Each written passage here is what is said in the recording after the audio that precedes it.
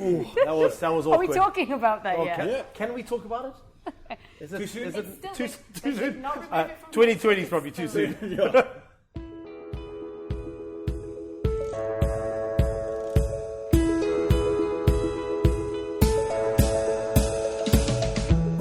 Thank you to our show sponsors, Electrical Industries. Electrical Industries is a Cape Town-based company, but operates on a national scale throughout South Africa. Electrical Industries specializes in food service and beverage dispense equipment and have been part of the specialty beer scene for the past 4 years. They have a small, dedicated team with a hands-on approach in the beer industry.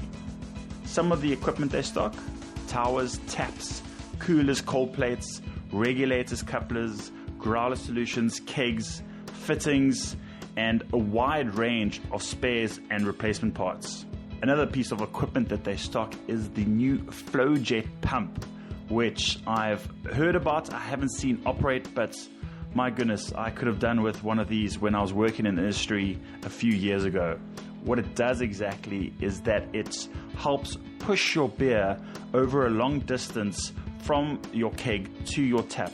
As is the case in most South African restaurants or shops, there's not a lot of space behind the bar. So restaurant owners are forced to put their beer far away, and unfortunately you do get disturbed beer or foamy beer. And what the FlowJet pump helps with is eliminate those bubbles. It's electric free, it uses gas, and it can pump beer over 100 meters away.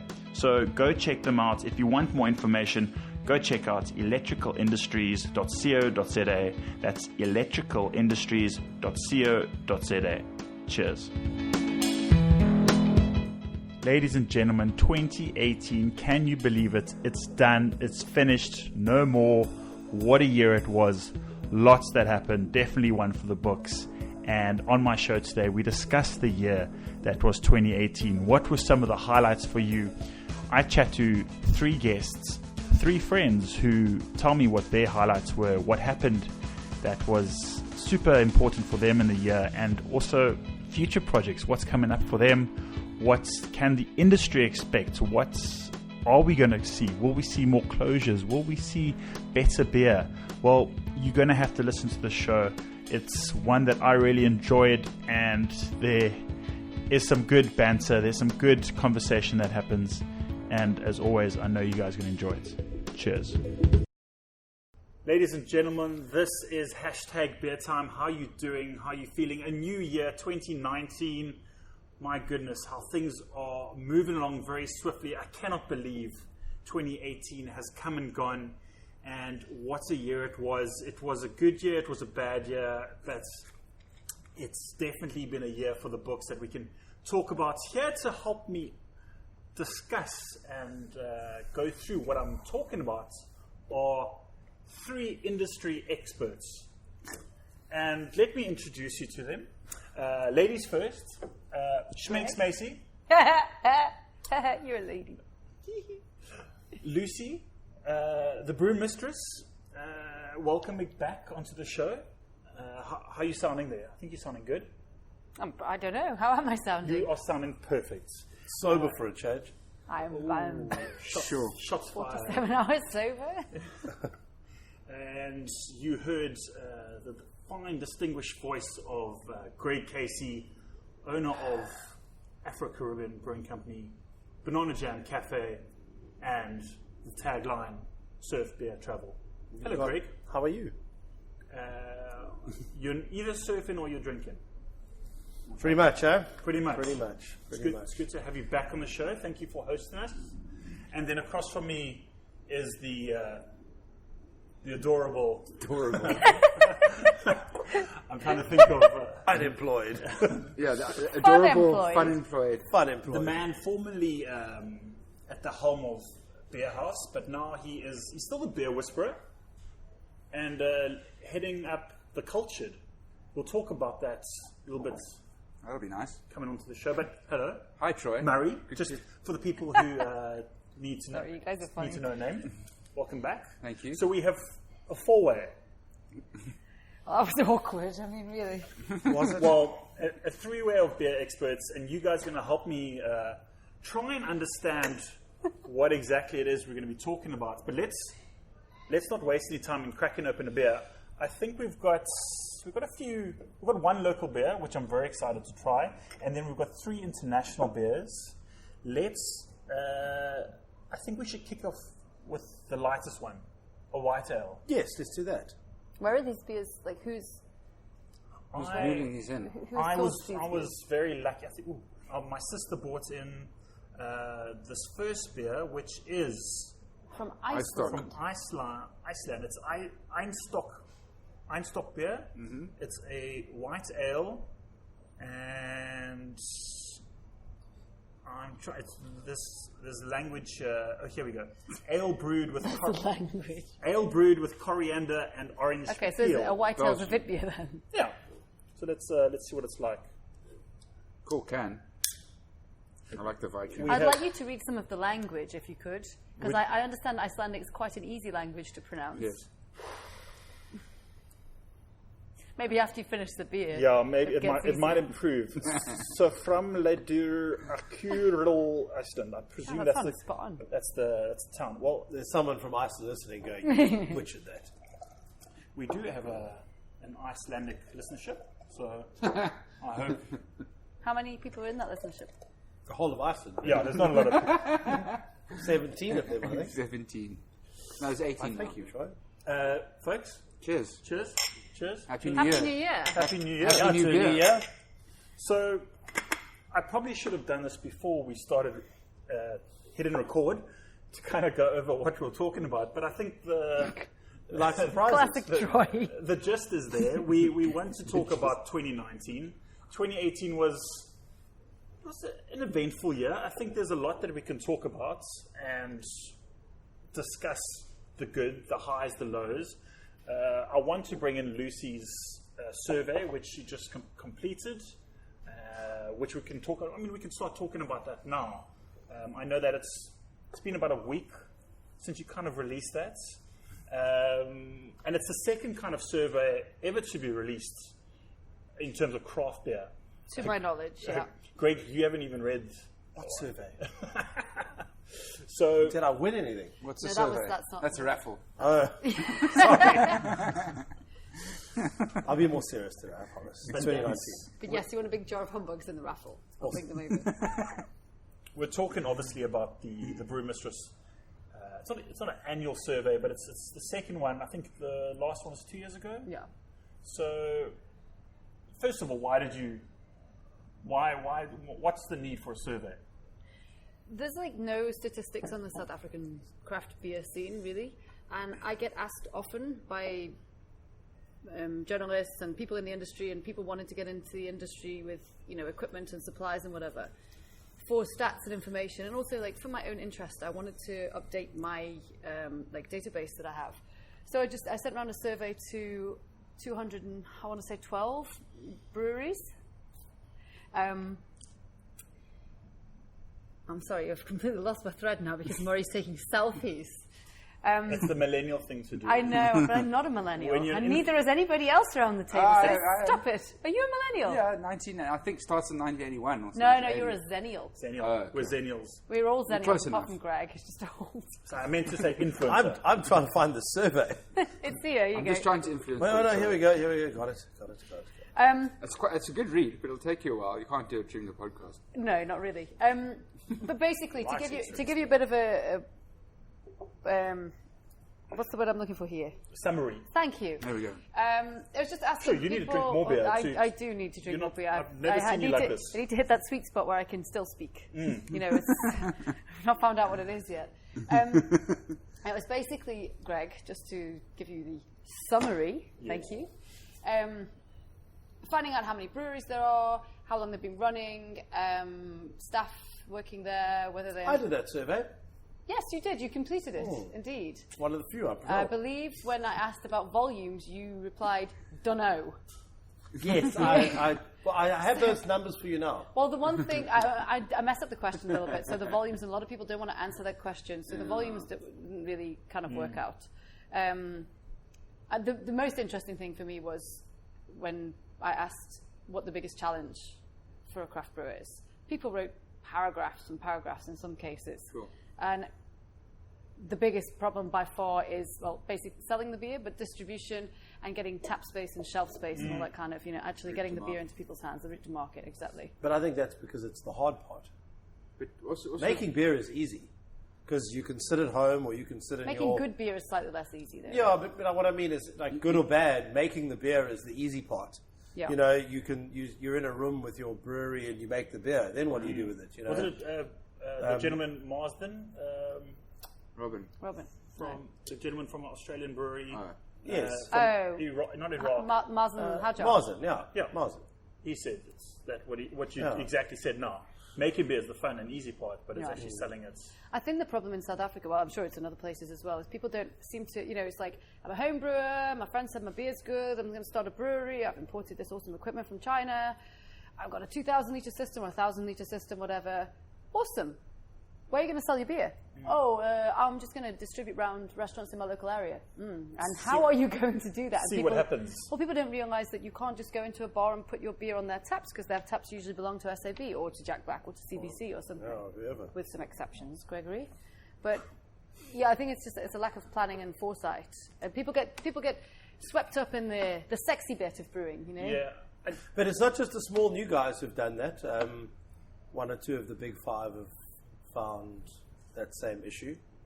I think Darling, for one, concentrated on bottles, and where your money and volume is often on tap. You can grow your brewery, but you have to grow everything. You can't just say, well, we're doing well, we're going to expand the brew house and expand the fermenters, and then go, well, now we've got all this extra beer, we can't bottle all of it, but now we don't have any taps. One of, I think, Jack Black's biggest successes was they had the route to market first, and then got the brewery second to keep up with their route to market, which is now growing so quickly. And I think one of the reasons Heineken was so interested in them was because, Heineken has beer, everyone has beer, but to get it into the market is the hardest part. I still think too many people have a false sense of security for the first year or two in their brewery, where they're selling beer, because route to market route to a store is one thing, but actually getting people then to purchase that beer is another story as well. So there are different routes down the line. Marketing, advertising. Marketing is a big issue. Like people again, don't seem to understand the need for marketing. It's like, I've made my beer, it's got a nice label, and it's in this store. Yes, but there's also, or in this bar. 100 other. Exactly. Beers, And then also people are like, but I made a Facebook page. And I boosted the post, man. For 200 Rand. You're touching on a subject here which I have mentioned before, but lately I've been thinking a lot about it, and it's moving out of that circle. What is that? The very small circle that we find ourselves in the craft community, and trying to branch out from the 3 Fs: your friends, your family, and the fools, the people who are going to support you in your close, small circle. But I kind of feel that the craft, let's generalize this term of craft beer, the craft beer drinkers, it's a very small circle, but you need that consumption, that market to actually grow, to go outside of the areas. I think that you're kind of touching onto that. Yeah, I suppose, Murray, you'd probably know more like from my restaurant is sort of quite, it's a suburb restaurant. Yes. So, and also, again, I had a route to market when we opened Afro-Caribbean, where I think Beer House, you opened a beer house, you're dealing with a much broader spectrum. So I think for you probably have a very different view or know a bit more about sort of like dealing outside the realm of like you said, people who either know you or know your product or whatever. Because like for Beer House, they've got people from all over the world coming to them, from all over the country, from all over Cape Town, because it's Long Street, where I've got my regulars who I can push whatever. If I say drink cocktails, they drink cocktails. If If I say drink this beer, they drink that beer. They're with me. The same people come to Banana Jam all the time. So yeah, I suppose.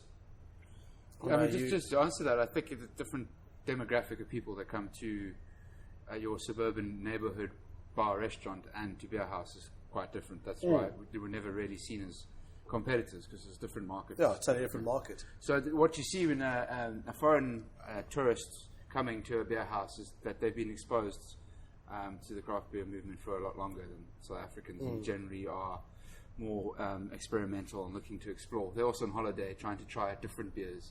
They're not going to, when you go to Australia, you're not going to have, 4X, are you?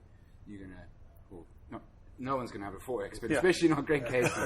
But you're looking to explore the local craft beer scene. So I think that to answer that, I think that is quite different. But I think what you've got here is one of the two models that is really going to work. And I think Lucy gave me the opportunity to write an article for Untapped magazine on the route to market, which was it was a very nice article to write. It was very eye-opening. Is it in the latest issue? In the summer the issue. summer issue.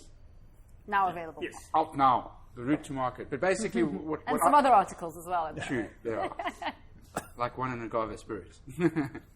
So basically what came out of that article, what I kind of knew already, but like speaking to people like Greg and other people in the industry, I realized it's quite plain that there's really two models that are working at the moment, and that's what Greg has, which is a direct route to market brew pub, and then your bigger breweries that have invested in a route to market, either partnering up with a distribution company or starting to create their own.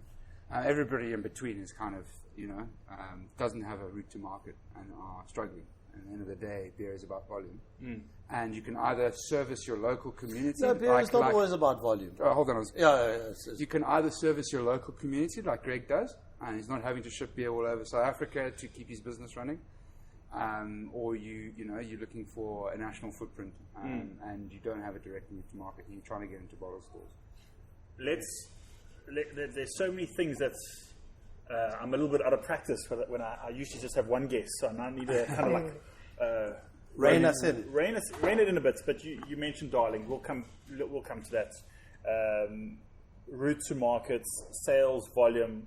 I want to talk about the big five. Who are the big five? Not just in the Western Cape, but in South Africa. Let's come back to the survey and just kind of wrap that up. One stat that I saw that did kind of get my attention was that I think you just had over 50% of a response rates. Were you happy with that? Yeah, absolutely. Have you ever tried emailing the brewers in South Africa and getting them to reply? I have. So I believe other people who've tried to conduct surveys got a response rate of about, I don't even know what the percentage would be because I'm not very quick at that sort of thing. But, like 5, 6, 7, 8 breweries out of the 200 and whatever there are at the moment. So to get 50% of them to respond, it's a good-sized sample. And it was also a very representative sample. So, I have a list, right, of all the breweries, or all the ones that I'm aware that currently exist. And when I looked at, for example, the percentages of the respondents who are from certain provinces, so 50% of the respondents were from the Western Cape, and X percentage was from Gauteng, and X percentage, and it was pretty much exactly representative of the real situation. Do you know what I mean? So the 50% that replied were representative of the 100%. And the only area it wasn't representative was contract brewers. The contract brewers didn't reply. I think there's about 20% of the breweries in South Africa are contract breweries, and in the survey, only about 10% were or something. I don't know. I don't have the stats in front. Sure. But the contract brewers don't reply because they assume that the main brewer. The brewer will reply. And that was also, I need to think how to word the question regarding volumes. Yeah. Because in some cases, the contract brewer and the brewer replied, and then you're counting that volume twice. So maybe you don't email the contract brewers. Maybe that's a separate survey next time. Do you know what my favourite stat was, though? Tell me. That of the respondents, 11% of them said that IPA was their biggest selling beer. That's pretty cool. I thought it was awesome because I think a couple of years ago it was lagers and blondes were, 80% of or whatever. So, I think pale ale was the second after lager. pale lagers, then pale ale, and then 11% said IPA. Yay! Very happy with that. But again, I think it's looking at the bigger picture. It's good that someone like you has actually started to start collecting stats, so we can actually, in 5 years' time, 10 years' time, we can look back and there's something to measure off. But again, like I understand I've been there trying to organize with all the brewers and trying to Piss up in a brewery, and it's literally impossible. Yeah, brewers are very hard to organise, and it's like herding blind cattle. Blind cats. Fine cat. Blind cats, yeah. blind Oh. cattle or cats. Let's talk about this beer. I mean, I mine's saved a gone. bit just in case you were going. No. It's very sessionable, very easy. I would imagine this is a kind of beer that you could get. I'm guessing that you could buy at like the Waitrose or. If it's anything like Sweden, very which English. I suspect it is, it's all government owned and the bottle Yeah. stores, it's kind of co-ops and stuff. And they generally have such a huge selection of beers. But I have seen this brand before and come across it. It and is it's very recognizable. Very recognizable. I think we've seen it in a bottle form. It's a dark label, but this one has a white can. Let's move on. I think it's a beautiful beer, and I don't think there's enough breweries in South Africa producing Vit beer. Just you- want to add that in there. So you'd like to see more Yes. Vit beers. Well, let's Challenge for Let's- 2019. No, Before, we- before no, we, I mean, Not for we- it's you. not going to happen. We talked about Darling, but you saw how popular the Bone Crusher became. It's suited to this climate. Yeah. Bone Lucy- Crusher, Absolutely. it's I always think, been Lucy's right. I think it's also a great food beer, obviously. Superb food beer. well, this is. I also think it's a good crossover beer because it's got a sweetness to it, and people are getting into beer, and it's quite delicate and light and good with food. a lot of beers like that. It's not aggressive. I don't. It doesn't.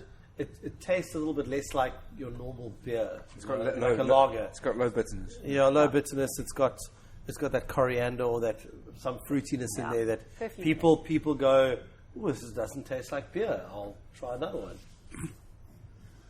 I want to talk about 2019. What we want in terms of beers and styles. What we want. What do we want? I want my Vit mill beer. not to have broken But on the let's- second day of 2019. Your what? My mill. Oh dear. Oh, Let's talk about 20.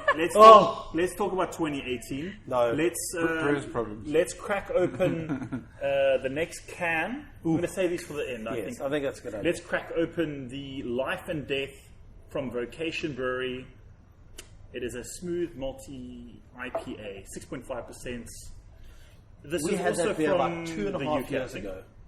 Sorry? I We've- recognise we've the had the can. beer I'm just 2.5 trying years. to place it. I'm I thought it was interested- one we got in Canada, but It wasn't my favorite 2.5 years ago. I'm interested to see what it's We changed. We had this Three. more- Yes, we had 3 of We them. had this recently in 2.5 years ago. No, the first time I had that Oh. was easy 2.5 years ago. Tasted this probably a year ago in a thank you, in sir. a similar setting, I thought. Without all the fancy podcasting equipment. Times change. Speaking of change, Has anyone got any spare? what's biggest highlight for you, Craig? Ooh. 2018. The biggest highlight for 2018, it was the first time we did Clarence. As As in Africa, as in a exhibitor. brewery, Oh, not me Right. as a person. I've done Clarence a few times. None of them I remember personally, but as Afro Caribbean, You saw your selfies afterwards, so you were they're definitely they're there. amazing. No, we did Clarence. I think that was one of the big beer highlights when it comes to festivals. Woodstock Winter Beer Festival. I don't think we've worked that hard at a beer fest. That was, as a beer highlight, that was an amazing festival. I think a lot of on the consumer side, there were a few complaints about the queues. I was a But- consumer at that festival, so I understand those complaints. But- they're but if you addressing go- it for no, next but- year, and they but- know what the problem was. But if you go to America, those aren't even queues. If you go to a Yeah, big but- festival in America, you queue for But good this beer. isn't America. You can't But- compare our market with theirs in any way. But again, you know, JC was saying when he went to the Makela Festival, people queue for an hour just to get a sample. yeah, I of think a people limited release. people have Yeah, to but understand that's that the world's best breweries. everybody has to. The brewer wants to make a bit of money. The consumer needs to queue a little bit for quality, and the person who puts a festival on also needs to cover his costs. Oh, we're so getting- there's all sorts of We're things. getting into the festival debate. No. Just on that. We're all over the place, I'm- eh? we're all I over. wonder, is there But a good- anyway, is there a good article for that to there's read? a great article if you want to get into that. But anyway, so but it was a great. culture. That was a big highlight for me. The highlight? My month in Bali surfing. That's always a great highlight. India.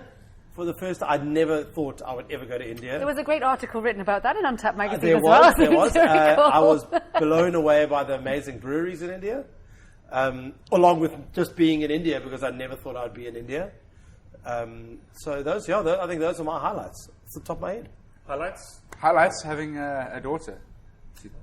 Dana was born in 2018, so it'll always be a year to remember. Is her middle name named after a beer? No, there's no beer references in that at all. I'm sure she will enjoy a good beer. When Isn't she's she older. named after a Game of Thrones character? She is. She's named after Dana Targaryen, who's one of the characters that haven't appeared in the books just yet. In the recent book that just got released, she starts to get mentioned. So Oh wow! upcoming, and she's known as Dana the Defiant. So we kind of nicknamed our daughter that as well. But Defiance in a good way, not in a bratty kind of. But you'll not get that. You'll get that soon. We're going to enough. get that too. Yes. 10 Yeah. years. But anyway, having a daughter definitely trumps everything else. But beer-wise, I think I started a BJCP school or class for people that wanted to write, and I think all of them passed, and some of them did really well, and they're all very chuffed. So that was a big highlight. Obviously, imparting knowledge is something that I enjoy doing. Good. And then I received an email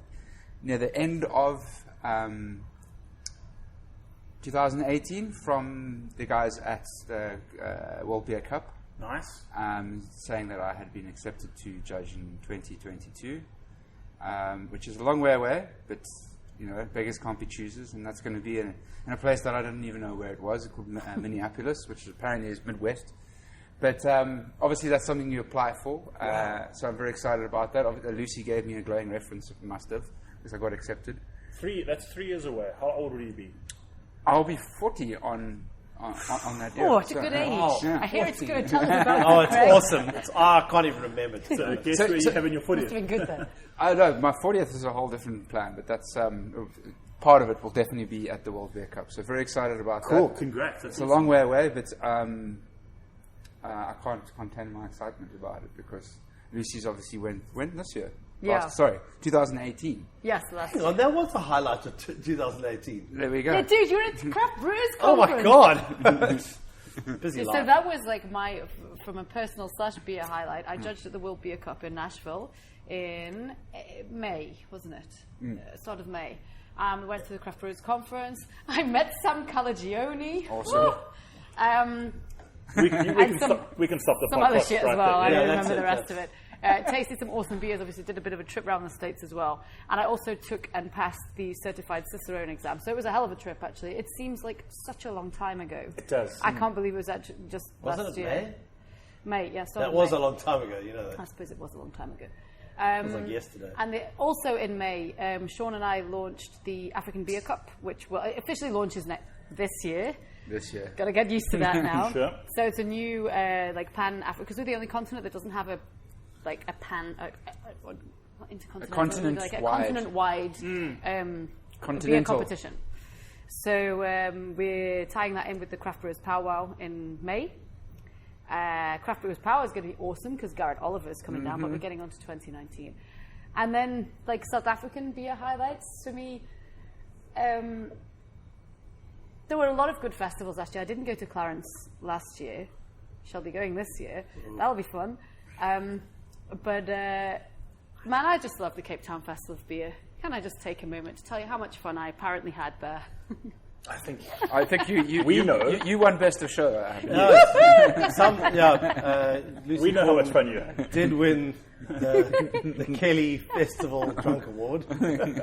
Snatched it at the last minute from Cameron. It was the Running Man that did it. Yeah, I love that festival though. I know it's got its flaws, but it's kind of from a personal point of view. I suppose it's like all my friends were in the same place at the same time, Yeah. getting pretty jolly. No, it's a And great it was festival, a it great is. festival. There were a lot of good beers there. Can't remember any of them off the top of my head, but I'm sure they were good. So we're talking of course, about the Cape Town Festival Beer, which you can listen to. Previous episode with Martin Tucker, which is one of the most listened to podcasts at the moment. So that's, people obviously like listen to either the Festival Beer stuff or Martin Tucker's voice. Definitely not mine. Another highlight, thank you Lucy for that. Another highlight which I want to talk about is something you launched, Mr. Murray, last year. Something which I think the industry needed. That of a community. I thought you were going to talk about a podcast. Well, that as well. I forgot about that. The Mash Tun was launched in 2018. You started the Mash Tun, which it's so nice to have fellow podcaster. Podcasting buddy. Someone we could get geeky with and talk about. Shall we leave them alone for a bit? Well, the way these guys have been looking at each other. I must say I'm very jealous. I've got massive envy over your new equipment. Your equipment. That you've got. Wow, looks very fancy. Should we leave Murray to admire Joey's equipment? I don't even know if it's recording, to be honest. No, eh? Wow. I do. All gone a bit wrong. Back tomorrow to do it again. By the looks of it, the quality is going to be amazing. I do have a backup. So, yeah, it could either sound like a phone recording or a proper thing. But talk to us a little bit about The Cultured. The Cultured is an online community that is presently being trialled. It's based on... Can we talk about it? Yeah, of course. There's nothing secret there. So originally I wanted to start a community, an online community for beer. Because, there's a lot of people all saying the same things. There's WhatsApp groups, there's lots of stories being sold, lots of sharing of knowledge, lots of curation of ideas. But then I realized, how the beer community needs to grow. And how does a beer community grow? We don't just need to talk to each other. We actually need to talk to other industries which have similar kind of passions and drives. And then I realized after doing various projects and speaking to people from different communities, I myself come from a wine and beer but also spirits, and there's similar challenges there. So I decided, there's something called fermented, this magic that makes beer, makes a whole lot of other things. So you've got wine and spirits and bread and chocolate and coffee, and the list just goes on, and you've got all the kombuchas and kimchis, which Lucy's a fan of and bought me some. There's common ground there. So I decided, let's trial this out. Let's before I invest in anything too much. Besides fermented.co.za, which is the URL that I've got, I'm going to develop a website. But the online community is basically, I look to have it obviously monetized through subscription, but at the moment it's free, it's just invited people. On there, you've got people that make bread, you've got people that are brewers from the beer industry, beer lovers, wine, spirits. And everyone's kind of talking and sharing knowledge and like recipes for certain things and ideas. And I think that's really got me and other people excited, idea-wise, but whether we can create an ongoing engagement is what is going on at the moment. Yeah, I like the... it reminds me of old school towns where you'd have a notice board in the town square, and that's where people would go to read news. Or look, I'm not that old, but I believe that's what used to happen. Ask Greg. Yeah. Sorry, Greg. Sure, two insults in one podcast. I've got turning 40 angst, I think. Yeah. So. No comment. But as I was saying, it's great that we have. It's great that there's a central point where people can get not just shared ideas, but almost a communal message. Yeah. And so, I think it's super important that people, not just in the beer industry, but people in any community have a similar kind of thought process, or actually you could argue against or for that. Yeah. But especially in the beer industry, I think we need to have a common goal. So the intention of The Cultured, which is the online community, which will be form part of fermented.co.za. Fermented.co.za will be a podcast similar to this, except we won't just be talking to beer peeps, we'll be talking to people across the spectrum of fermented. Good. There'll be a blog where we'll be getting guest writers to write on it. But the intention is to pay people that are generating content, and that's why I want to monetize it. And also, obviously, you want a barrier to entry because you don't want people on your community that aren't really adding or just trolling. But the real game that I'm really excited about is the events section of it, where we'll, myself and Pete Murray from,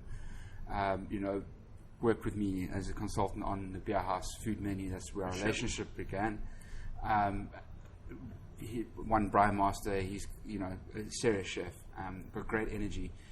We're going to work. He's got a lot of That's gears. it. That's a mega gears. Piet Geers is actually going to be his brand name going forward. I'm pretty sure of it. So we're going to work together on pairings across the fermented spectrum, and that's what I'm really excited about. I don't know if it's been announced yet, but we are penciled in to be at Fools and Fans as one of our first gigs to do a pairing at that festival. Well, That probably hasn't been announced yet, but and we haven't signed anything, but No, it is. 99% sure that it's going ahead anyway. I'll have to chat to Trevor before this podcast goes on. But yes, no, I'm sure that's something that's going to happen. Looking forward to that. Before I forget, we seem to just wolf this beer down. I liked it. delicious. This is my new beer reviews this year. I like it. Liked it. Would recommend it. See, on Didn't care for it. on hashtag beer time, we used to do this. It was either 2 thumbs up, 1 thumb up, or just nothing. Okay, Greg, 2 thumbs. 2 thumbs on that Lucy, one. 2 I'd thumbs. give it 2 thumbs. I could Murray. Oh, it's easily- delicious. I could do a pint of that 1 quite thumb. easily. I'm really disappointed that I got the smallest. You did get it, yeah. It's funny because Murray got the biggest pour and he's only given him 1 thumb up, so I think we'll start with us this time. It was too fruit salady for me. 2 fruit salad. Okay, well let's. Well, why don't we give him a lager? You know, at the end of Maybe this, like a you know, at the like end a of, like a the end of- It's a little mainstream sweet. lager. you know, the end It of is the a fruit little salad, you know that juice that lies at the bottom. That's what it the reminds best me part. of. The best part of the fruit salad, right? Maybe. You take that and you put it into a smoothie and.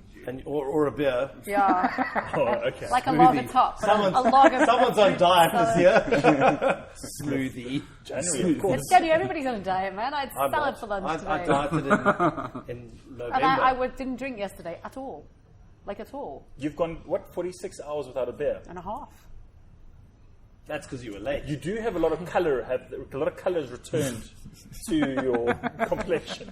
You weren't looking good when you walked in here. That's just rude. Sure. Wow. You can't say that. I must say, I wasn't feeling very well yesterday when I didn't drink. But I was feeling much worse the day before. You know I have good intentions. Let's open this Glug Mglug I love the name of this beer. Glug glug. dark Glug IPA McGlug. from Black Sheep. Again, it is a UK brand. Love the 6.2%. label. Quite weird. Black it looks like Sheep. a, Looks like a Yeti. a Yeti with horns. Never seen a black sheep. It's heard of called the a brewery. beast. But anyway, let's open it up. We're going to compare one of the best black IPAs. What is it, black to IPA? Okay. A local black IPA. Which is an interesting. Maybe it's sorry. Sorry, there's an interesting topic that just arose via Thank you. Facebook, where people were discussing whether certain IPA styles have been fads and have come and Yeah. gone. One of them was It's not very dark. the black IPA. Say this is a red IPA. Whether it's fab or is this a red one? Well, I thought you said it was black. It's a dark IPA. Sorry. Does it, you know, does it specifically say black IPA? No, dark. Oh, okay. The black IPA is considered a fad, but it's a fad that I'd like to see come back. I love me a black IPA, and there's never been many people doing it in South Africa. Segway, Gregway. Segway. Jeez. Which South African right. black IPAs could you say off the top of your head? Because Dean challenged me. You wouldn't be able to name 5. And No, I think I probably got not. to 3. Ukamba. Ukamba? Can't remember what it's called off the top of my head. The Pursuit of Happiness. Valley of the Skulls. Dude, the that first- existed for ages. Matthew that was Hurst. the Fire of the first- Skulls 2012. Yeah, that was the first collab. And I think Devil's Peak had done I a few. stand corrected, but No, as far as I'm aware, that was the it first was the collab. first collaboration ever done in South Africa, and it was between Valley Brewery and was Three Glen? Skulls Brewery. And who was Three Skulls? That was, Jonathan Nell. Jonathan Nell. who's now And immigrated to UK, right? Jonathan came down and chatted to me, and we all got together and we went down to Glens and we brewed a beer there. We called it Valley of the Skulls. I don't think It we've was a great beer. That was, But that was it 2012. actually wasn't even called a black IPA because this is back in the day. It was called a Cascadian Dark Ale. Cascadian Dark Ah, Ale. yes. It's just a mouthfeel. Mouthful. See what I did there? Oh, you just hit your sweet spot where you go from being able to speak to. You were Time to very whistle. eloquent up There until we now. go. This beer's very It's, amber it's caramel quite sweets in the smell. charged though. I feel like I don't care for it. Is it past its I don't- expiry, or is it? It's got not the hop aroma is like 8th of the 12th, Literally not- 18th. Yeah. When? It's 8th of the 12th, 18th. So Okay, so it's about a month old. well, it's a month past. You don't know how. I mean, if they would put a 6 month they've got thing nutrition per 100 mils written on the can. And on it. and again, you know, is this the good for our problem. New Year diet? The problem with a month past your expiry, if it has to go out to some of the big chains, and I think this is a problem they have in this country, where a lot of the like big supermarket chains like Pick and Pay or Checkers or whoever have the bottle stores and things like that, they want at least 6 months on the beer when they receive it. And to be honest, you go to the States, and most brewers won't put 3 months on more than 3 months on an IPA. In an IPA, you need to drink fresh. So you're saying a brewer. So the problem is if you want to get your beer into, let's say, macro, Yes. you've got to give it at least 9 months. Devil's Peak put more than a year on theirs now. Yeah, and the problem with that is, Pasteurized. I can put any date on my beer, whether the beer stays good or not. And again, you know, when I say good, I don't mean goes awful bad, but I'm saying on an IPA, hops hangs around only so long. So if a big corporation is forcing a longer date on your beer, you might read the bottom of the beer and go, oh, well, it's only just before the expiry date, but then tastes like shit. I think it's important for them to put a package date or brewed on date, and then so the expiry date or it's not expiry. It's not expiry because it's not going to. It's a best before date. A best before. Yeah. So the best before is required by the people know macros the and the difference pick and between pays. Because I never thought about it for years. And when your wife throws everything away because it says it's after the best before, and I'm like, why'd you throw it away? I'm sure it's in a tin. It'll last another 10 years. And basically, best before is just best before. Expiry, don't eat it. Yeah. So yeah. So you don't need an expiry date on beer. It's never going to go. It's never not expire. like, Never you gonna know, kill you. it's, exactly. It's not meat. But I think, and I think a lot of the bigger breweries, bigger craft breweries in South Africa do put a package. I don't know if it's packaged on or brewed on. Like for me, a brewed on date is great because then I can make my decision. But that's kind of for beer nerds or people that it understand. is, It's but not you for general know, consumer. no, I know. But then the general consumer looks at the best before and it's like, okay, it's still 3 months Yeah. within date. But then or also it whatever. comes down to is your product pasteurized and filtered? Because if you sterile filter your beer and pasteurize it, and it's a pale ale or a blonde ale, then you know what? Give it 9 months. I think But if it's an IPA, you don't want to give it 9 months where it actually doesn't taste great after 3. I completely agree. Anything hop forward, you shouldn't be putting in a bottle and selling it to bottle stores. Number one, you should have it in a can. You should be putting it in a keg, and you should be serving it direct to the consumer like you do in here. But if The last thing I did before I left Beer House in the last menu change, I pulled all IPAs off bottles. Because one, they're slowish sellers because you know it's still a bit niche, like you said, only and expensive. inexpensive. So the intention was to only have IPAs as fresh as possible, and the way to do that is either a can or on a keg.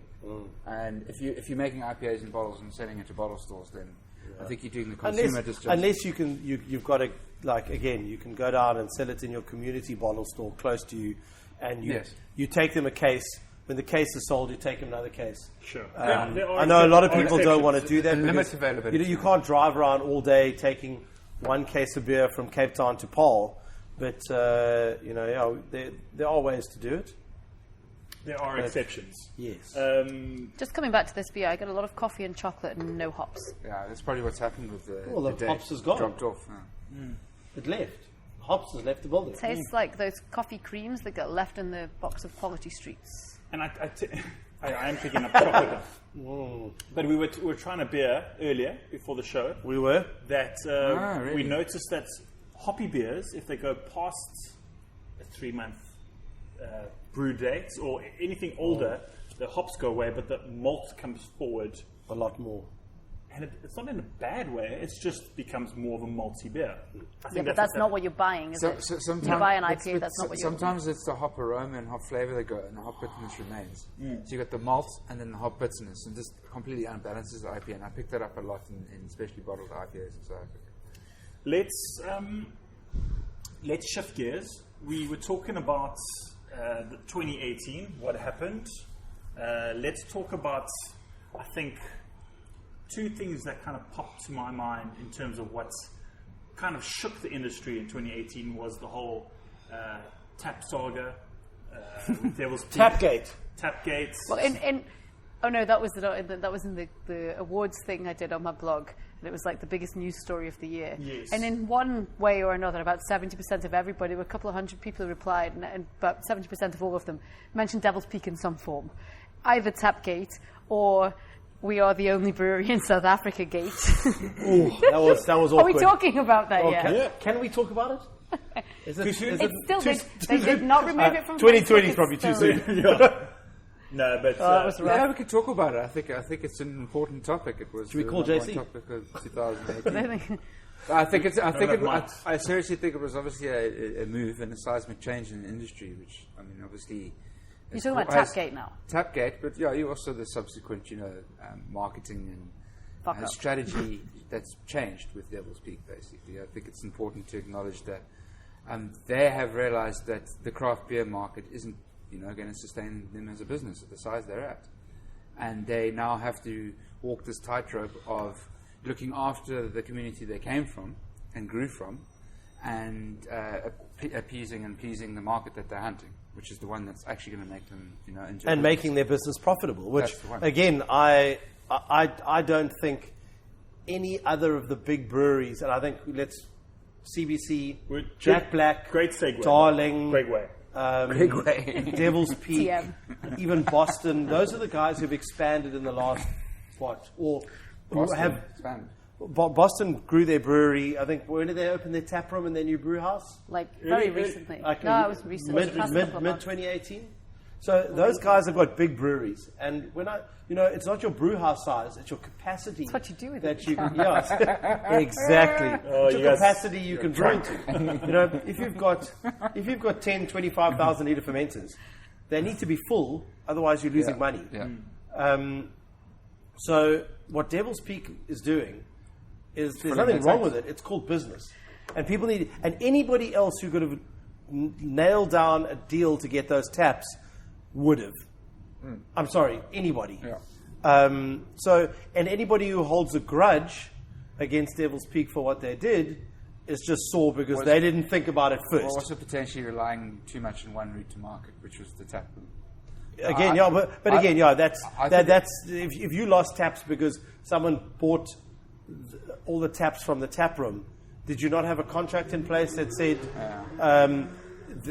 the new buyer would bind you for at least a year so you had time to find a new route to market? If you didn't put that into a business deal, then that's poor think it business was practice. short- It's got nothing to do with short-sightedness and- brewery or friends or anything. It's There's short-sightedness, but there also aren't many options when it comes to distributors. There really aren't. Yeah. So people took the contract, whatever that entailed. And it could, people are shitting all over Devil's Peak, but apparently the other bidder was Heineken. And there was no way they were ever going to... I mean, I don't know exactly how it's panned out because Devil's Peak said they wouldn't be taking other people's beers off tap, and some people have said that they have done, and of course they have because they own the taps and they want their own beer pouring through them, right? But you can guarantee that if Heineken had taken over, they're not going to be... They wouldn't be nearly as nice. Yeah. It would be Heineken and Jack Black. That would be it. I think Stellenbosch and Soweto Gold. And to repeat the message from the last show, I think it is they are trying to they're trying to jump out of the 1% into that 99%. And isn't everybody? I think No, when I I say think so. when you've got a brewery that You're not. no, because I can't produce enough beer for Banana Jam. Exactly. So there's no point to that. But what I've learned, even on a small scale, when you upscale in any way, things change. I think a lot of big breweries, when they upscale, make mistakes. Like they would upscale their brew house capacity, but not their taps to a route to market or taps and market. They would upscale they wouldn't upscale their social media. Devil's Peak has done a very good job of growing their business as a whole. Like across the board, if you know what I mean. Like they have grown their whole business, not just we make more beer now, but now we don't know what to do with it, or we've done this, but people don't know about us. All those types of things. So I think it's dangerous in this market because like even probably Devil's Peak has found that there are not a lot of beer nerds. In the States, the guys queue around the block for a new beer every Saturday. God, I've never seen a queue for beer, barring the Woodstock Winter Beer Fest. And that was people in a place already. So yeah, you know, you got to do what you got to do to keep your business alive, you know. I want to kind of keep on track with those big five brewers. So who are the big five then? Well, I think Greg mentioned the big five within Western Cape. Yeah. Who can we include from out of the Western Cape? Can we Red include Rock. Red Rock? Has the Joburg, the Durban brewery opened yet? East Coast. East Coast. Yeah, dude, they've been open for a year and no one's heard anything from them since. Social media talks like they're open, but I've They tasted are one of open. I've tasted one of their beers. It's very mainstream kind of, session. I'm doing air quotes on the radio. Yes, I call it the radio because I'm 40 this year. Session IPA, so, you know, kind of a pale ale. quite fruit salad-y. vibe. And Like to try that. and a lager, you know, is mostly lager. But even people, Melon. you know, I've got friends in Durban, and I ask beer friends in Durban, Yes. and I ask them, and you don't really see their beers anymore. I've been in touch with them before, and like no one gets back to you, and then they're like, "Oh, you will have heard about our rebrand," and I'm like, "Well, no, I haven't heard anything about your brewery at all." I think so what they've tried to do now is to create an identity for Durban, because it always seems like, you know, obviously Cape Town was the, you know, pioneer and seems to get a lot of the limelight. Joburg, you know, you got Mad Giants and Red Rock and Frontier and Two Oaks and Agar. I'm going to miss some, but you know, the two big players up in Joburg is Mad Giants and Red Rock for volume. But in Durban, there's this East Coast brewery which has been threatening to open and doesn't really make enough noise at the moment. But they've struggled for identity for a while. So what they've now done is they've got together and they've decided, how do we protect, you know, craft beer in KZN while at the same time giving us an identity? So they've created a Proudly KZN sticker that goes on to bottles that sign up to this. I don't know what the word is. It's not really association, but what it entails is, apparently, they will get beers sampled and tested, and have to obviously have a certain standard to have the sticker on it. So consumers can look at it and go, okay, I'm supporting local businesses, and it's a good beer. You know, in theory, it's a great idea. In practice, it can be very difficult to pull off. But I like the thinking behind it. I think they're thinking about the consumer and they're thinking about the local the industry at the same time. Yeah, I had a bit of a knee-jerk reaction because it was my first knee-jerk reaction was, what, this is very isolating. It's just KZN. What about the remainder of the country? But as you said, now they are starting something. There is a bit of a criteria into getting the stickers. It might not be perfect, but at the end of the day, I think someone is doing something about something. To start. It's better than not doing anything. Yeah. And some people might not like it. It's not going to be perfect at the beginning. You are going to get beers with that sticker on it that aren't right. But I completely agree. At least it's a start. Lucy, I'm just going to turn Greg's microphone down, turn mine back up. I can hear all your staff, by the way. Sorry. These microphones are super sensitive, but that's fine. I'm pretty sensitive a lot of the But time. you know this. You are a sensitive soul. aren't you, But Greg? just to talk about that, I know business can, you know, operate without staff, so they're more than, you know, it's great to have them here. And I'm sure Greg at times wants to kill them and drive them out, but Air quotes. at the end of the day, you know, humans make or break a business. So Yeah. they also talk a lot. They do.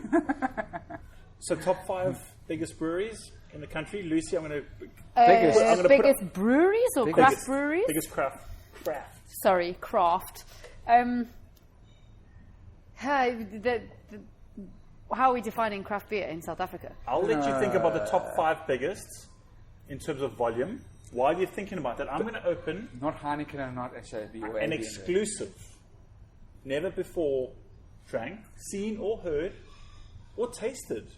Well, I know Greg's tasted it, but this is It's just the the new. Murray, read us the label there. previously lit area and it's a collab between Richmond Hill Brewing Company and Afro Caribbean. And it's a DDH Black IPA, which double dry hopped Black IPA. Wow. Beautiful can. At first sight, Amarillo and Cascade. at first Was it sight, brewed it just here or looks Richmond black, and Hill? then Brewed here. as you turn the label, you see there's a light bulb. So when I first picked it up, I thought, light bulb moment. Oh, nice. It's a good one. Nice Gregway. Can I get us another can, maybe? Because Maybe if you have another can, let me turn your mic down. yeah, just turn it down quickly. I'll be back with a couple of cans. Tell your staff to keep quiet. Lucy, Stop having so much fun at work. Lucy, top. Devil's Peak. This is in terms of volume, Sure. just to clarify. Devil's Peak, CBC, Red Rock, Jack Black, if they still... You Sure, said... include them. they- Doesn't matter. Okay. I'm not sure about the fifth one, because I would always have said Darling, but having read recently the production statistics, I don't know. Maybe shift it for maybe Let me turn your volume back up. Volume is very difficult to pinpoint. You've said I that mean, in people terms aren't- of, if you ask me just back. the I'm big back. five, then I would say Jack Black, Darling, CBC, Devil's Peak, and Red Rock. Yeah. And if you had to talk about the pioneering five, you'd remove Red Rock and throw in Boston. What about Mitchell's? I know they're no longer their own brewery, but Yes. they still exist as a brand. Yes. Wow. So it's a difficult question to frame. But Yeah. I think it's Well, let's the main players, the people that are going to shakers and the movers in 2019. let's yeah. That's kind of where I was going to. We've hinted, well, we've touched on it so many times. But Darling obviously are looking for a buyer, whether or not they close completely or. Well, it's their get- majority shareholder that are looking to sell, Exactly. but that does put the future of the brewery into, you know. They're also some- looking to sell it piecemeal. At risk? Yeah. Is it yeah? They can. It looks It like depends who buys, right? It, But it they're looks also like looking to they're sell open- the brand as well as their equipment separately. They've given options. I've seen. Yeah. But don't you think the question is why? And Oh. because the beer's good. Yes, let's question why, but what I want to lead into is what can we do for 2019? Where's it going? So, Buy more Darling. buy more Oh, Darling. darling, it'll be fine. No, I think for 2019, people need to. There was a Brewers look, or people? There was Sorry. Oh, brewers, not brewers, brewers people. brewers are people too, Troy. Most of them. Some people don't think so. I can see a shirt being made. Brewers are people too. I think there was, when it came to growth, I think there was a rush by, like you said, the big five in Cape Town, which was Darling, Jack Black, CBC, Boston, and them. There was Red Rock opened up. That other brewery that I still don't know the name of in Durban. East Coast, yeah. We were just East talking about Coast, when you were gone. again, East Coast, massive brewery. They're so, doing yeah. well with the marketing, clearly. But yeah, I've never seen a post or anything on them. You know, I've never seen anything.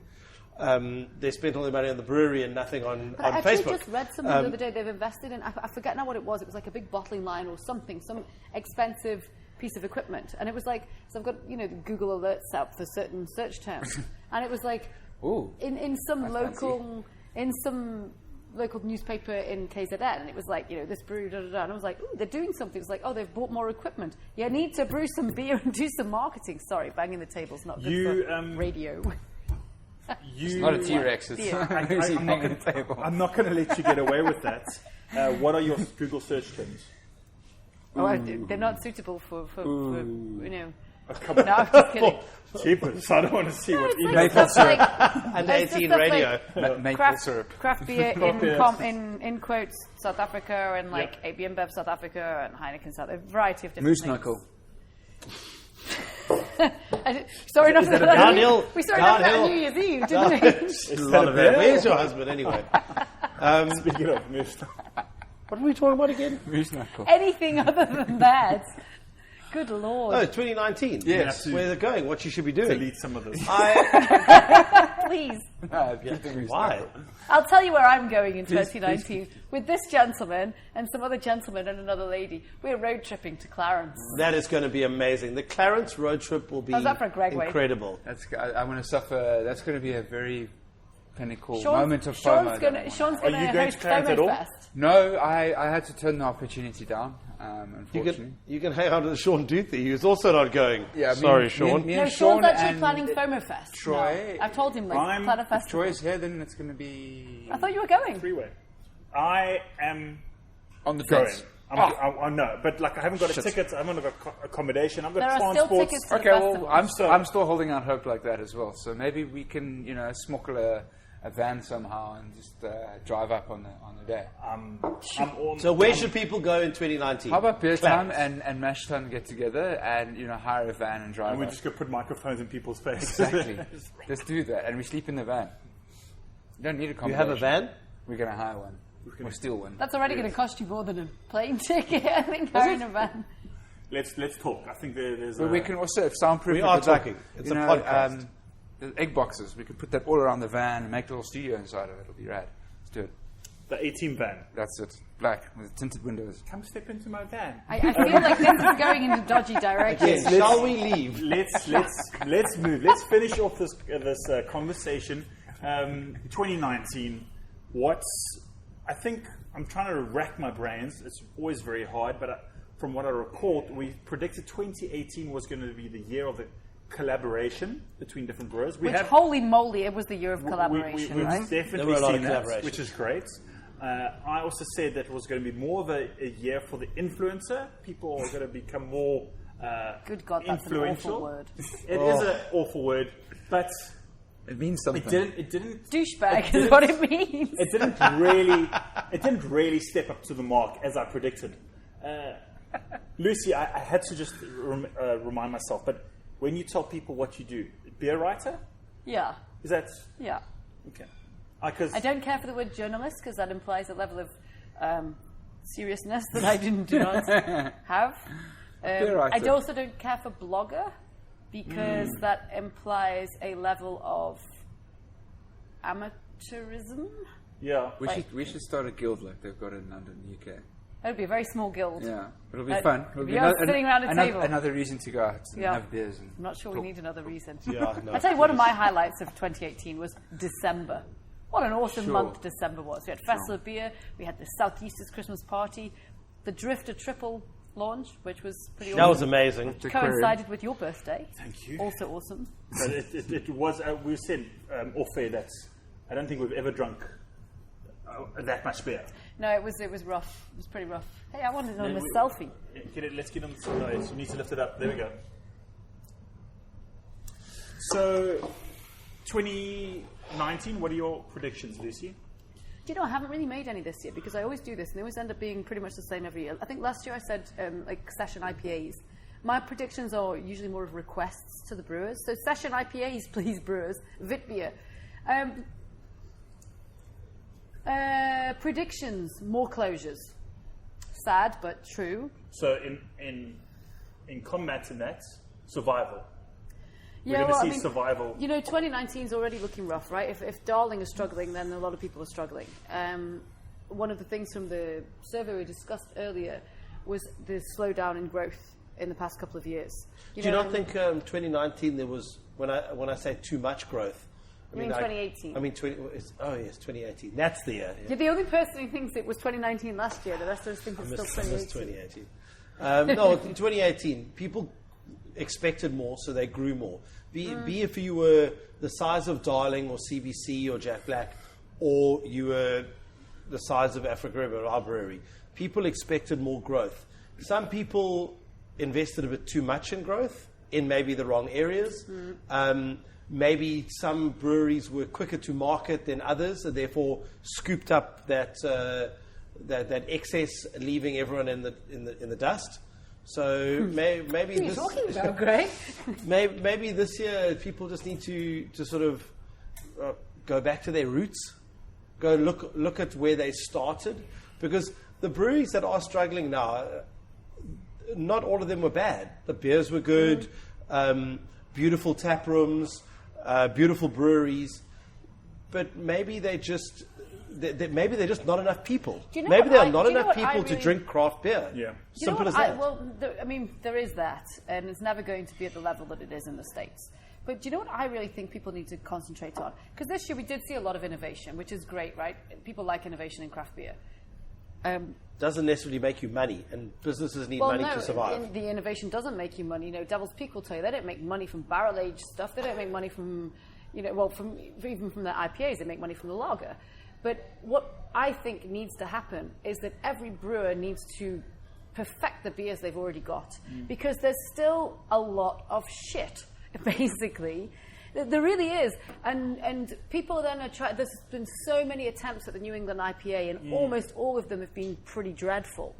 And it's like, by all means, innovate. Do a small batch of this. Get people to come to your tap room. Keep your brand alive. You have to innovate. You can't sit with 5 brands and expect to survive as craft beer, unless you're in a small town and you've got your locals who, people want different stuff, but they also want good beer. And there's still, people need to now focus on do a little bit of studying, do a bit of traveling, taste more beer, and perfect the beers that they've got.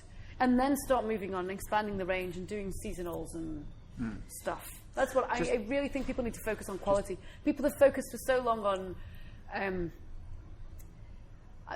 the novelty value of craft beer. It's like, oh, craft beer is cool, so I'll open a brewery. No, good craft beer is cool. Good beer is cool. Good beer is cool. No. Predictions, Greg? That wasn't so much a prediction as a demand.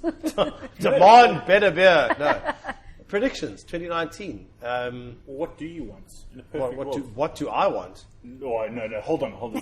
Family show? Yeah, beer related. Beer related, yes. Keep it tidy, Greg. More traveling for me. No, Greg, for the industry. Oh, sorry, you said what do I want? What do I want for the industry? Do you know, I'm going to be the same thing I said all of 2018. I want more brew pubs. I want more AGIA projects. I want more.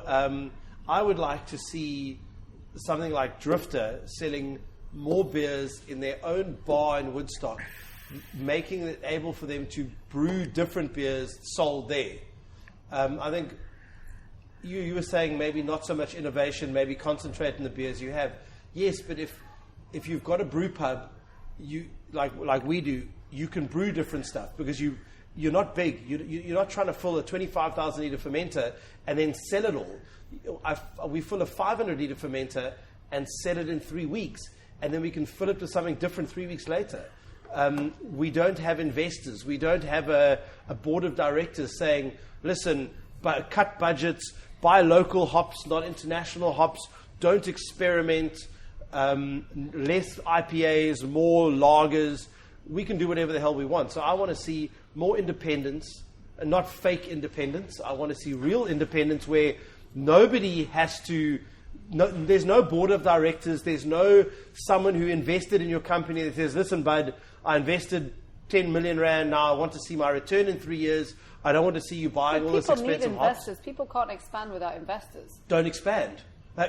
Hello, people expand and then they're in the shit. Just stay small. It's a family program, is it not?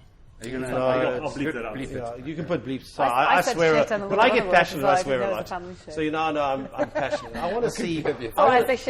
Rory's turned down investment. I bet you, if someone went to him with a lot of money, he could make a big brewery and end up the same way as brewing is 4 beers and only is 4 beers. It won't work. And yes, we'd have 4 great beers, but then what? Everyone would be like, oh, well, we'll just go to the new guy. Rory is proof, AGIA project, sorry to cliquey and jargony.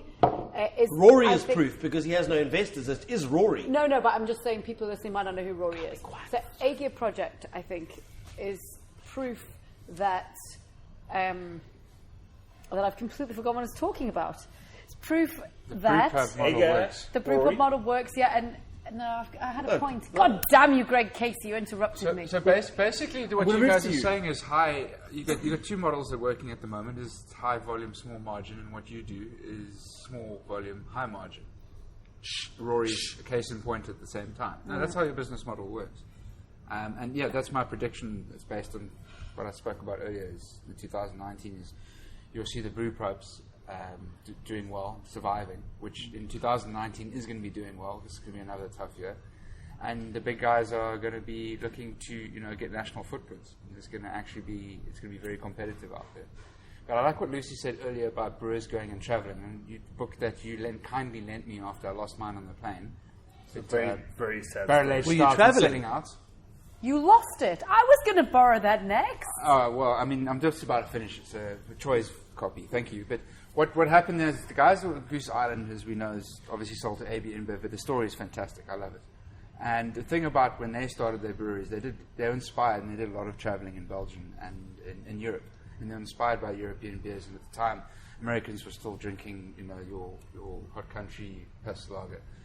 And I like the idea of some brewers like, Anya from Hey Joe has just spent quite a lot of time in Belgium in preparation for her brewing Belgian beers. Olaf did the same. Brewers going overseas and spending time in the States and places like Belgium and even Germany, and actually just seeing what's going on there and bringing that knowledge back, and not just reading about it and It trying to works, though, recreate hey? it. Matt from Saggy Stone spent time in Europe and in the States this year, And look at his and beers has now. brewed the best beers that Saggy Stone Yeah. have ever produced this year. Yeah. It's not he was studying as well. It wasn't just going around drinking. He was So I studying. think and that then is an studying. investment just- because it's not cheap going overseas No. and drinking. One, it's a hell of a lot of fun, but two, your brewer is going to come back with a wealth of knowledge, and also pairing up and mentoring with brewers that are over there and collabing with them.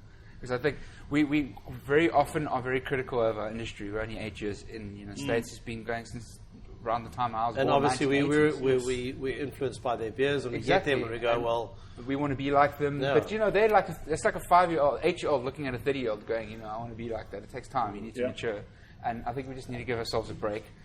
But yeah, exciting times 2019. I think we're going to see some, as Lucy pointed, innovation is definitely going to change the game a bit. More collaborations, more closures, and more brew pubs. more brew pubs, and more topsters and spas and things. Craft beer selection is starting to change and actually sometimes disappear, and that's a problem. And I think the big breweries need to really focus on the consumer going forward. Yeah, I think they've forgotten about educating the consumer. They've gone, we'll make beer and they'll drink it. Can I just say that it's not all like doom and gloom and bad news. Like a few years ago, when we moved to South Africa in 2010, and I remember you'd be so excited if you found a Jack Black lager in a or a Boston lager. It was Yes, pretty in a much restaurant. what was in a restaurant. You'd be like, amazing. Now it's like you don't have craft beer. I'm going next door. And the other day we were in a restaurant, and the family came in, and it was like, one person said, I'll have a granadilla and lemonade, and there's like 2 of those, make it 3. And then the one guy goes, what craft beers do you have on tap? And I was like, yes! Because it was, I don't think Somebody he you was like, don't know asking exactly, that. exactly, Because yeah. generally in Cape Town, I know every single person that drinks craft beer. Just because there are only 12 of us. Can I also make a prediction? Not really a prediction, but I think it's something that people can expect, and I really hope it's going to happen this year, is the first truly all South African beer, because we've already got South African hops, But there's South claims African to that malt, already, South isn't African water, But nothing Yeast. that's but not has the shook. yeast. Or but not Plato the yeast. No, but I don't know about Plato. Liquid Culture in Bloemfontein, and they have taken yeast samples. They had the most fascinating talk at Africa Brew, and they've taken yeast samples from everything. From like flowers and feinbos and people's beards and shoes and everywhere, everything. And they've been Beards. cultivated, and of course, a lot of these yeasts are not suitable for fermentation of beer, but they've isolated 2 or 3, and they will be releasing them this year. So finally, we will Okay. see our first actual 100% South African beer, which is awesome. We've got a few minutes, and I just want to kind of give my predictions, if I can be so bold. Please as do. to on my own You've show. been very quiet this show, I must admit. Well, you guys, Difficult to you get a word guys in. are the experts, but I have thought about this, and it's not. Again, it's a shot in the dark, but one, I do agree with all. It's better than a shit in the dark. Thank you. But not as good as a shot through the heart.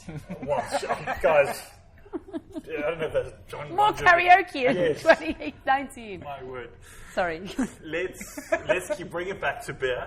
I do agree with all of you guys in terms of predictions. My kind of foresight, if I can say that, is I think we're going to see a lot more professional beer reviews. We're going to see a lot more gold stickers on bottles, more brewers actually adopting those stickers from whatever kind of awards they get. I do think brewers are going to start being a little bit more clever with their marketing. They're going to be a little bit more clever with their products that they produce, not just their beer, but byproducts. Case in point, Darling with their beer chips. Those are awesome. Awesome. It's just such a pity that they're in the position that they're in now, but I would like to see other brewers do that. And I think Jack Black started experimenting with dog biscuits from the spent grain, which was one way in which they could have gone. I don't think nothing really happened there, but I would like to see more innovation. Dog biscuits. And just dog biscuits. That's the end, I think. But to follow on from your thing, Murray, with all these closures, with shops like Spa, releasing a lot of their craft beer brands, I think it is going to kind of sharpen the whole craft beer movement in a negative kind of way, unfortunately, but in a positive kind of way. The brands that are worth their grain of salt are going to remain behind and all going to push forward. I do actually have an optimistic view for craft beer in South Africa 2019. I expect it from the middle of the year. Well, we're going to get better beer at cheaper prices. So it's good for us, not necessarily for the brewers. Can we just come back to this beer? Let's talk about this beer. It tastes like 2012, man, in a good way. I was going to say, wow. I miss Black IPA. Yeah, no, and for me, this has got because I know the Black IPA is supposed to have none of the roasty character, but I don't really. Then I'll just drink an IPA. I don't want an IPA with food colouring. What's the point exactly? You want more? So I like. Yes, please. I like. It's got a little of that Afterwards. roasty. No, little touch of coffee. There's no point in having a beer that's just black and tastes like a normal IPA. What's the point? It's like, it didn't work. That's why the stuff. No, it's supposed to just be like a mindfuck, right? But that's the 8th time I've said fuck, and that's the 9th. Fuck. Shut the swear jar. Jesus, it'll be full already. I'll tell you a story about that afterwards. Can you say Jesus? You can. There's been a lot of beeping in this fucking podcast. Oh, shit, sorry. Fuck. I almost said something was I'm definitely going to going to be have to go over this tomorrow. I'll save it for afterwards. You're giving him so much more I'm work enjoying to the do beer. editing. Greg, is it going to be available in the Eastern Cape as well? It will be available in this case. We are sending kegs and cans up to Richmond Hill on Wednesday or Thursday. So hopefully by Friday next week, it'll be on tap at Banana Jam. So are you sending this to influencers? Not a fucking chance. Sorry. Greg doesn't do influence. I don't do influencers. You come to his bar, then you can have a beer. No, do you know what I do? I influence. Rolly the Beer Geek popped in the other day, and I gave him some cans straight off as we were canning and things like that. But I don't. What are you waving? Rolly, yeah? No, you did a thing there. What I was practicing the beeps for the swearing. Oh. Just get it ready because he's going to do it again. No more swearing. 2019. I didn't know we weren't allowed to swear. You need to brief us before we start. So I do. I influencers, come grab your beers, take some photos. I like that. That's what cans are all about for me. But the beer will be available for influencers in the Eastern Cape as well. But they have to go to the brewery and buy it. We will be going to Clarence. Richmond Hill on our road trip to Clarence. Ooh, wow. We'll also be going to Jeffreys FOMO Bay. alert. We'll also be going to Knysna. So we're going to do a whole little trip. We're going to drop cans of different beers off. We're going to do some. Candemonium. It's going to be candemonium. It's going to be like a magic school bus vibe. It will be the magic school bus of beer. Let's wrap this up. Let's say sad thank for my you very life. much. And I'm going to go around the table. Madam Lucy, thank you very much. Thank you. It was a Always lot of fun. always a pleasure having you on the show. Madam Greg, Sorry about the swearing. thank you very much. Thank you for hosting us. Congratulations on the beer. Yes, great beer. Oh, thank you. I loved it. I love Delicious. it. Thank you. And Mr. Murray, Adorable. adorable. The adorable Murray Slater. Good luck with Fun employment. fun employment, but all the important things that you are yet to do. Yes. Good luck. Exciting times. Thank you for having us, Mr. President. Thank you, guys. Ex-president. Thanks, hashtag He's Mr. bedtime. President for life. Obama's still called Mr. President, With and therefore all so is the Troy. benefits. Ladies and gentlemen, thank you very much. This was a great episode. I'm going to go home and have a sleep. I'm exhausted. I thought you were going to say go home and have sexy time. Ladies and gentlemen, check you later. Cheers. Bye-bye.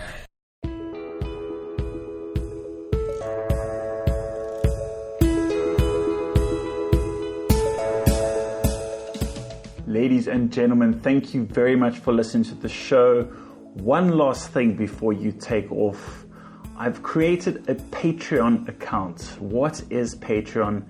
Patreon is a website dedicated to artists creating content, and it gives them a platform to be able to get paid for their content.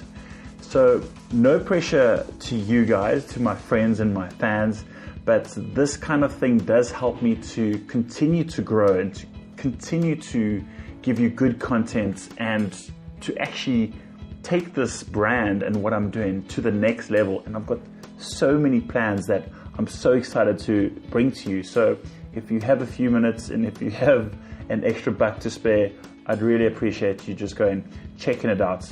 But you can go check it out at Patreon and just type in #BeerTime and you'll see something there. I really appreciate it. Thank you.